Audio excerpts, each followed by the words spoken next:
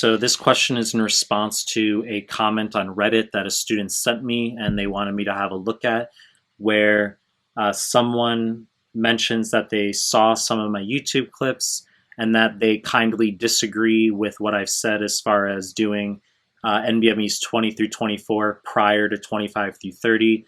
This student carries the sentiment that you don't want to inflate your scores on 25 through 30, okay? And I'm quickly going to respond to this as far as when you are doing forms 20 through 30 in your final prep prior to your step one, because we've talked about numerous times how the real deal is NBMEs 20 through 30. The questions repeat. Should you actually do 20 through 24 after 25 through 30 so that you don't inflate your scores? Okay, so before we get started, please subscribe to my channel. I really appreciate it. Help grow this channel, share with one of your friends prepping for USMLE, help bring awareness to this channel. Hit the like button, hit the bell if you want notifications. Find me on Instagram, Melman_medical, MEHLMAN_medical, link is down below. And find me on Telegram, recently created a Telegram group and channel. The links are down below. Now let me address the fucking point of this clip, which is it deleterious? Is it actually inadvertently harmful to do forms 20 through 24 prior to 25 through 30 because we don't want to inflate your scores? And the answer is no. You do in fact want to do 20 through 24 prior to 25 through 30.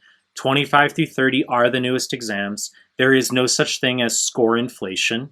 People somewhat subconsciously look for reasons to not believe their scores sometimes. It's nothing negative. It's just we tend to be skeptical of sometimes our process because we're always trying to improve.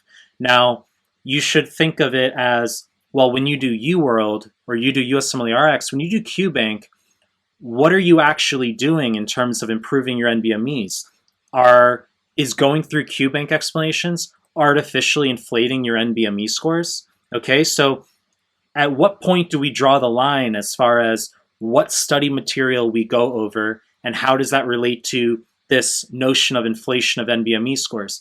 The only reason one could potentially have a higher NBME score on 25 through 30 because he or she went through 20 through 24 first is because 20 through 24 is the best fucking prep for 25 through 30. Let that be understood, okay? Your scores are not inflated on 25 through 30 at any point. They're not a fluke. Repeats from 1 through 19 show up on 20 through 24, which show up on 25 through 30, which show up on the real deal.